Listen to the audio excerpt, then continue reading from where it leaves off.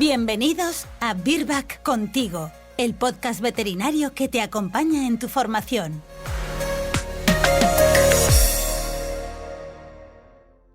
Hola, Xiomara, otra vez te tenemos por aquí, pero hoy vamos a hablar de gatos. Intentaremos resolver algunas dudas frecuentes sobre la reproducción en la especie felina. Y vamos a empezar centrándonos en lo que serían las características reproductivas de las hembras. ¿Cuál dirías que es una de las principales diferencias de las gatas con respecto a las perras? Bueno, como vimos en los anteriores podcasts, realmente la rara reproductivamente es la perra, no tanto la gata. Una de las características que diferencian principalmente a la gata con respecto a la perra es que es una especie poliéstrica estacional creciente. Es decir, a diferencia de la perra, sí que le influyen las horas de luz al día en cuanto a la ciclicidad de sus ciclos estrales, y los celos van a aparecer cuando hay más de 12 horas de luz al día, generalmente en primavera y verano. Esta influencia de las horas de luz evidentemente es mucho más notable en el hemisferio norte, donde se notan más estos cortes, y no tanto en el sur y en animales en que están sometidos a fotoperiodos controlados, en animales que están dentro de casa, donde evidentemente tenemos las luces encendidas durante más tiempo de la luz natural. ¿Por qué se influyen por las horas de luz? Pues esto es porque tenemos la acción de una nueva hormona que no interfiere en la perra, que es la melatonina, que es una hormona que se sintetiza en la glándula pineal, y que tiene su efecto directo sobre el eje hipotálamo-hipofisario. La melatonina se sintetiza principalmente con las horas de oscuridad. Es decir, a mayores horas de oscuridad, mayor síntesis de esta hormona, y cuando esta hormona está en unas altas concentraciones va a bloquear la liberación de la GnRH. Al bloquear a la GnRH, bloquea la liberación de las gonadotropinas y, por tanto, impide la actividad ovárica. Por ello, un tratamiento muy usado en la actualidad por muchísimas personas que tienen problemas para conciliar el sueño es la administración o la toma antes de dormir de melatonina. De acuerdo. Creo que ha quedado claro.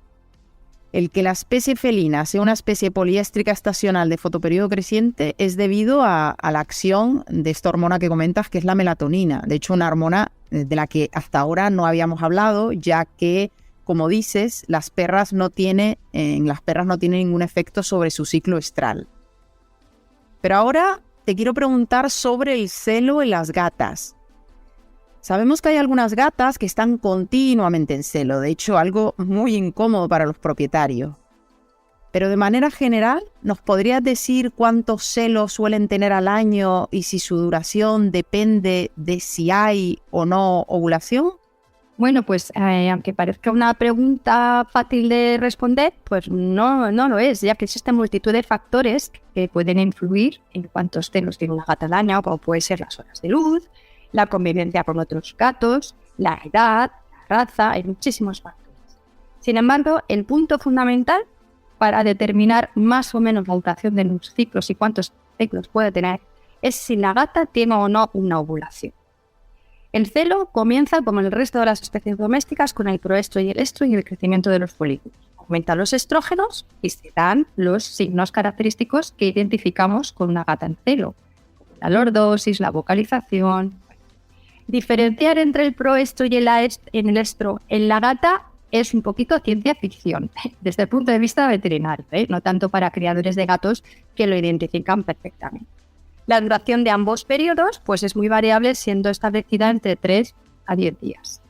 Si no se produce una ovulación, que suele ser la situación más normal, los folículos preovulatorios pues se atresian y pasan a un periodo denominado interestro, que tiene una duración también muy variable y donde se produce la atresia de los folículos preovulatorios y el crecimiento de unos nuevos folículos primordiales. La duración de este periodo fluctúa entre 2 a 21 días, es que es muy amplia, y esto, pues tiene una clara relación principalmente con la raza. Sabemos que este periodo es más largo en razas de pelo largo y es de menor duración en razas orientales. Tras el fin de este periodo de interestro, la gata entra de nuevo en un proestro si seguimos en fotoperiodo creciente, teniendo por tanto los celos cada 10 a 21 días. Estas son las gatas que llamo yo insoportables, que están continuamente en celo. o bien pueden pasar a nuestro invernal si en el caso de que disminuyan esas horas o esas 12 horas de luz al día. ¿Cuál es la siguiente situación que podemos tener? Pues que la gata, después de este proestro y estro, sí que haya una ovulación. Y aquí, a su vez, podemos tener dos situaciones diferentes. En primer lugar, que haya una ovulación, pero que no haya una gestación. En este caso, después de este proestro y el estro, la gata pasaría a una fase denominada diestro no gestacional, porque es una gestación donde la progesterona va a ser la hormona dominante durante un periodo establecido entre 40 a 45 días. En este caso, las gatas irán ciclando aproximadamente cada mes y medio o 2 meses. Al final de este periodo existirá de nuevo una fase de interestro y tras él las gatas comenzarán a ciclar de nuevo, salvo que pasen al anoestro invernal. Y la segunda situación que se puede dar es que haya una ovulación y que además haya una gestación. En este caso, el diestro gestacional tendrá una duración entre 69 a 72 días, finalizando tras el parto. En este caso, la gata tendrá un nuevo ciclo cada 75-78 días aproximadamente, hasta el momento, hoy una vez finalizado el mismo, bien pase a nuestro invernal o una nueva fase de interestro, como hemos mencionado anteriormente. Pues sí, ya veo que no era una pregunta nada fácil de contestar. Bueno, ahora te voy a plantear, Xiomara, varias cuestiones, pero relacionadas con lo que sería la ovulación de la gata. ¿Qué características de la ovulación la diferencian de otras especies? Por ejemplo, ¿tienen ovulaciones espontáneas? ¿Todas las gatas que se montan quedan gestantes? Cuéntame. Pues mira, una de las características principales a nivel reproductivo de la gata es que es una especie de ovulación inducida. ¿Esto qué significa? Significa que la liberación de la hormona que desencadena la ovulación, que es la hormona LH, se debe principalmente al estímulo nervioso producido por la monta. Por una parte, al estímulo doloroso supuestamente que provocan las espículas que presenta el pene del macho en la vagina, junto con los mordiscos que le suele dar el gato a la gata durante la cópula. Por ello, la evaluación de la boca de los machos reproductores que tienen problemas es fundamental. Sin embargo, aunque parezca increíble, desde hace ya muchísimos años está también reconocido que la gata puede tener ovulaciones espontáneas y esto está reconocido en todo tipo de libros y de textos. Se supone que hasta un 60% de las gatas, las cifras rondan entre el 35 al 60%, pueden sufrir algún episodio de carácter de ovulación espontánea a lo largo de su vida sin necesidad de que haya habido una monta. Sobre todo en gatas que viven en colonias. Hay quien señala también que tienen mayor incidencia las gatas muy viejas o las gatas muy jovenzuelas. Debido a todo ello y debido a esta ovulación inducida, existe otra leyenda urbana que dice que si una gata es cubierta una vez, se piensa va a quedar preñada, porque evidentemente induce la ovulación, la gestación está asegurada. Sin embargo, como veremos a continuación, esto no es verdad. La probabilidad de que una gata se quede gestante depende de dos cosas. Por una parte, del número de montas que recibe, pero también de cuándo se realizan dichas montas.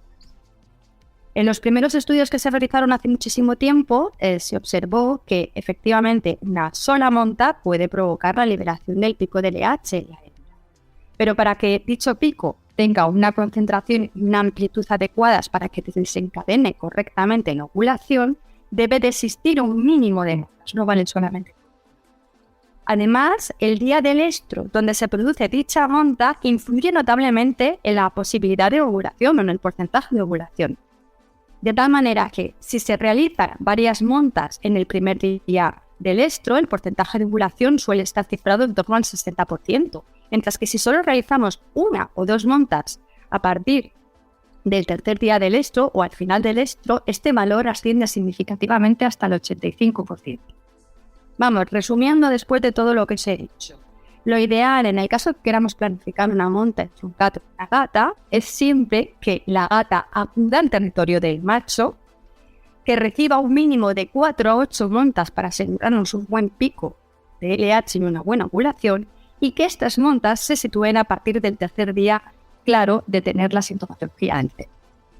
Y si hablamos, Xiomara, de lo que sería la incidencia de patologías reproductivas en la hembra, ¿se van a ver influenciadas por la ovulación? Es decir, ¿gatas que han ovulado tienen un mayor riesgo de padecer este tipo de patologías? Pues sí, es la parte mala. La parte buena de que tengan ovulaciones espontáneas es que los ciclos se retrasan más, no son gatas insoportables, son gatas que van ciclando cada 2 meses, más llevaderas. El inconveniente es que, al igual que mencioné en el podcast que hablamos de las patologías reproductivas en la perra, la progesterona es una de las hormonas esenciales implicadas en la aparición de tanto patologías a nivel mamario como a nivel uterino. A diferencia de la perra, sí que existen diferencias significativas de las concentraciones de progesterona entre gatas que están gestantes y gatas que no están. Pero en aquellas gatas que sufren ovulaciones bien de carácter espontáneo o bien montas pero que no se han quedado gestantes y pasan a estos diestros no gestacionales, la presencia de progesterona es muy larga en el tiempo en comparación a las gatas que no ovulan. Y por tanto, el efecto de esta progesterona sobre los tejidos reproductivos predispone a un mayor riesgo de desarrollo de patologías reproductivas como pueden ser piometras, mucometras o patologías mamarias como puede ser la fibroadenomatosis mamaria, que es relativamente de incidencia en esta especie. Esto ocurriría lo mismo si administramos progestágenos sintéticos como inhibidores. Vale, antes de empezar a hablar de los machos, te quería hacer una última pregunta en relación a las hembras. ¿Una gata que ya está gestante pueden tener signos de celo? ¿Y una gata que está lactante? Pues sí, son increíbles, pero es así. Es decir, se sabe que la especie felina en ningún momento ni la gestación ni la lactación inhiben totalmente el desarrollo de nuevos crecimientos foliculares y nuevas oleadas de síntesis pequeñas, no son grandes concentraciones, pero sí que pueden existir, de concentraciones de estrógeno. Por tanto, la gestación no inhibe que existan pequeñas oleadas foliculares que pueden dar lugar a elevaciones transitorias de los niveles de esta hormona, lo que puede traducirse en que una gata cubierta y gestante entre 20 a 40 días pueda presentar algún signo de celo. También es muy importante recordar que la lactación en ningún momento impide este crecimiento, nuevo crecimiento folliculares, sobre todo a partir de la segunda semana posparto, con lo cual es bastante también típico que gatas que están lactando entre tetada en tetada pues vuelvan a recibir alguna monta y vuelvan a quedarse nuevamente gestantes, incluso con todavía en la lactación con los gatitos. Pues la verdad que es muy importante, ¿no? Esto último que has dicho, sobre todo para poder avisar a los propietarios de gatas con acceso al exterior que si éstas se escapan, pues pueden volver a quedar nuevamente gestantes. Vamos a hablar ahora sobre los machos. En relación a las horas de luz al día, ¿les influye como a las hembras o no exactamente? A ver, influirles les influye porque evidentemente fisiológicamente es la misma especie, pero en ningún momento inhibe su actividad como puede ocurrir en la hembra. Una de las características fundamentales de los machos, de los gatos, es que muy a su pesar la calidad del eyaculado que tienen es muy malo, es decir, el eyaculado del gato se caracteriza por tener un alto porcentaje de espermatozoides mal formados en condiciones normales. Lo que sí que sabemos es que las horas de luz influyen en la calidad del eyaculado, no en tanto en que tengan o no espermatozoides que tienen a lo largo de todo el año, sino en esa calidad, habiéndose comprobado que mejora significativamente la calidad en cuanto a una reducción de esas formas anormales cuando existe el fotoperiodo creciente, es decir, cuando tenemos más de 12 horas de luz al día. Vale, entonces a ver si me aclaro. Si un gato recibe 12 horas de luz al día durante todo el año, ¿se mantendría entonces su calidad espermática? Pues esto es que lo han intentado hacer, ¿no? Porque para gatos reproductores sería muy interesante tener una buena calidad seminal durante todo el año y no centrada exclusivamente en la época reproductiva.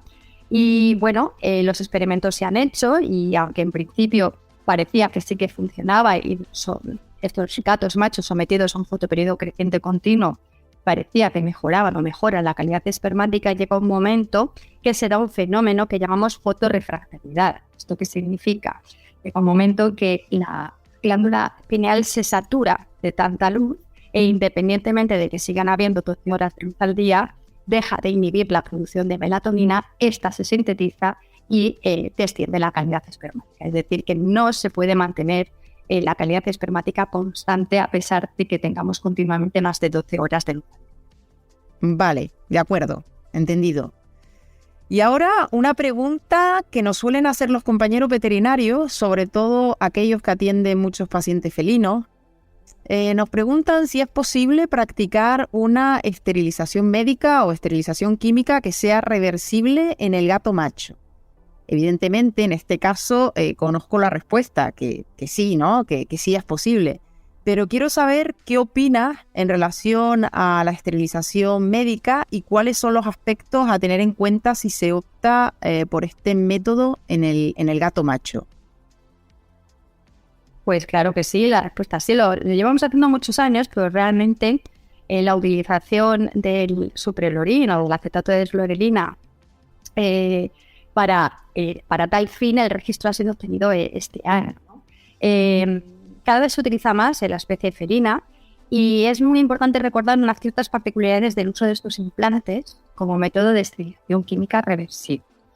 En primer lugar, si bien siempre decimos que estos componentes o este amorista de la GnRH puede tener una duración un poco variable dependiendo del individuo, la variabilidad en cuanto a la duración de su efecto en la especie felina es totalmente impredecible. ¿De acuerdo? Es muy variable porque al gato le influyen muchos factores externos como hemos visto antes. Por tanto, el efecto de estos implantes puede variar entre los 15 hasta los 25 meses. Esto es mucho, es un rango muy amplio. En segundo lugar, también hay que recordar que cuando nosotros colocamos estos implantes en un gato macho, se produce una reducción muy significativa, cuando digo muy significativa es que se reduce mucho, del tamaño de los testículos y también del tamaño de las espículas del pene. Y esto, bueno, nos ayuda en esta especie a utilizarlo como método predictor para saber cuándo el implante está dejando de hacer efecto. Evidentemente, cuando vemos que estas espículas vuelven a crecer, es que el animal está recuperando gradualmente las concentraciones de testosterona. En tercer lugar, también tenemos que tener en cuenta que desde que se pone el implante, el descenso de la calidad seminal hasta conseguir esa azoospermia que impida que el animal se pueda reproducir es progresiva, no es automática, y que normalmente se debe esperar un promedio de unos 3 meses para asegurarnos que ese gato no deje gestante a ninguna gata. Y lo mismo al contrario, es decir, que desde que finaliza el efecto del implante hace falta un periodo de transición hasta que volvemos a recuperar la calidad espermática. En los últimos experimentos que se han hecho, pues lo que se ha visto es que la reactivación de la espermatogénesis se suele dar aproximadamente a las 3 semanas desde que finaliza la acción del implante o este se retira. Y ahora, para ir terminando la sesión de hoy, te quería hacer 2 últimas preguntas sobre la biotecnología de la reproducción en la especie felina. ¿Es posible hacer inseminación artificial? Pues claro que sí. La primera inseminación artificial que se hizo en gatos data de 1970. No es tan antigua como en el perro, pero sí que se hacen. La cuestión es que no está generalizada. En términos, vamos a decir, más amplios, las técnicas de biotecnología de la reproducción, que no solamente es la inseminación artificial, han sido mucho más estudiadas en la especie felina que en la especie canina, aunque parece increíble. Esto es debido básicamente a que el uso o el estudio de la especie felina ha ido con la intención de ser luego aplicado en felinos salvajes en peligro de extinción. Por ejemplo, os podría decir que ya se han utilizado técnicas de transferencia de embriones, tanto obtenidos in vivo como obtenidos in vitro. Se han desarrollado técnicas como la clonación. Así, en efecto, un poco anecdótico, mencionaros que el primer gato clonado del mundo nació en el año 2002 y se llamó CP, en honor a su nombre Copycat. Desde este momento, todas estas biotecnologías, aunque su aplicación final es en especies salvajes, porque evidentemente, secundariamente, también pueden ser aplicadas en el gato doméstico. Y Xiomara, hablando de las limitaciones que presenta la técnica de inseminación artificial en la gata, ¿qué me dirías? Pues mira, pues aunque hayamos mencionado que la primera vez que se registró una inseminación en la gata fue en 1970, pues realmente después de 50 años no es una técnica que todavía se haya implementado de forma rutinaria en las clínicas. Y esto es debido fundamentalmente a varios puntos críticos de control. El primero, ¿cómo obtenemos los espermatozoides? Claro, en el perro es muy fácil, que es simplemente con la ayuda de una mano enguantada, pero en el gato esto no lo tenemos tan tan fácil de realizar. Durante muchísimos años las únicas técnicas que hemos tenido han sido o bien el entrenamiento de los gatos a saltar a una vagina artificial o bien el uso de electrollamadas. Como vosotros entenderéis, ambos métodos son muy poco prácticos e incluso un poco dañinos para el animal, con lo cual nunca se han llegado a generalizar su uso. Sin embargo, pues desde el año 2006 y el desarrollo de una tesis doctoral se ha extendido el uso de lo que llamamos la eyaculación química. ¿En qué consiste esto? Consiste en la cateterización uretral de machos sedados con altas dosis de metomidina que provocan la liberación de los espermatozoides que son recogidos en esta sonda. Aunque estas dosis de inicio siempre han sido muy elevadas, en los últimos años se ha ido perfeccionando la técnica y actualmente hay varios protocolos descritos con dosis menores de metomidina o con combinaciones de varios productos. El segundo punto de control es cuándo realizar la inseminación, dadas las características de la ovulación que hemos estado viendo con respecto a la hembra. Por ello, durante muchísimos años se han ido estableciendo multitud de métodos hormonales para inducir el estro y la ovulación o bien esperar un celo natural e inducir la ovulación. El más empleado, como en otras especies, pues ha sido siempre la combinación de la hormona coriónica equina o la HCG más la hormona coriónica humana o la HCG. Aunque recientemente pues, se han publicado nuevos datos sobre el uso también del suprelorino, de estos agonistas de la NRH con muy buenos protocolos. Se abre un amplio campo nuevo de investigación. Por último, la última limitación de esta técnica radica en dónde y cómo debemos de depositar el semen. Bueno, en la especie felina se han descrito todo tipo de tipos de inseminación artificial.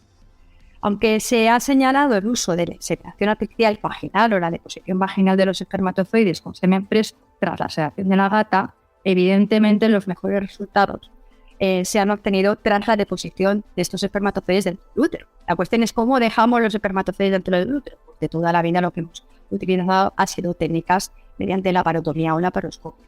Pero también es importante que sepáis que se han ido diseñando catéteres especialmente diseñados para esa inseminación transcervical y que actualmente también ya se ha descrito la técnica de inseminación transcervical con el uso de endoscopios rígidos, en este caso muy pequeñitos tamaños, son endoscopios, para inseminar de esta manera a la gata. Con lo cual, yo creo que en los próximos años podremos empezar a implementar esta técnica como una realidad en nuestras clínicas.